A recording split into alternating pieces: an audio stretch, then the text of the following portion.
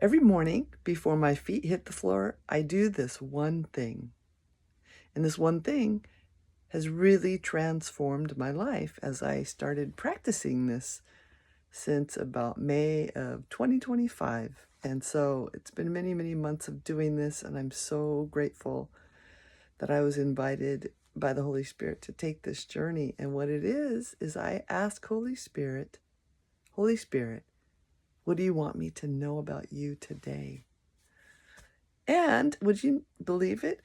There's never been a repeated word in this whole many months that I've been doing this. So many characteristics of the Holy Spirit that I'm learning. But today's word that came to mind was filler. And I'm like, Holy Spirit is a filler.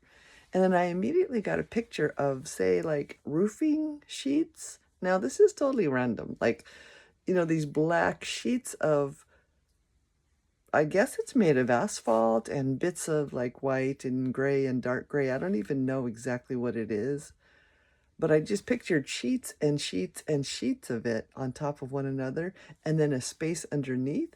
And that is where the Holy Spirit fills. And I thought, oh, well, it seems like if those sheets were not on top of that space, that would open up the space for more of Holy Spirit to fill it. And I'm like, okay.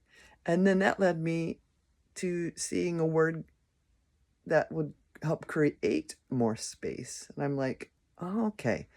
So the word surrender popped into my mind. And I'm like, oh, so as I surrender things to God that were taking up space for the Holy Spirit to fill, that will open up that space so the Spirit can fill it. I'm like, okay, that makes total sense. And then you know how it's the kindness of God when He confirms various truths that He's trying to have us hone in on? Well, this morning on a Zoom call with Zig Ziglar's son, Tom mentioned that he pictured sort of like a valve in between God and us. And on that valve is the word surrender. And I thought, that's it. That completely opens up closeness between us and God when we surrender. And also, Tom had said this sentence, and I wrote it down. And he basically said, what you feed your mind determines your appetite. And I thought, wow, what you feed your mind determines your appetite. I like to feed my mind a lot of stuff. I'm a researcher type. I like to study. I like to gain wisdom and knowledge. So that really hit me in a really good place.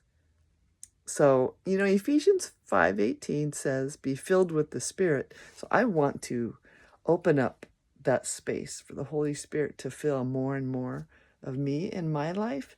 But I understand now that the key to that is surrender. And then the way that I can surrender is, what am I feasting my mind on? Because that's going to create the appetite for more of the Holy Spirit. So my question for myself and you is, what is my appetite? What am I hungering for today? And is that creating space for the Holy Spirit to fill?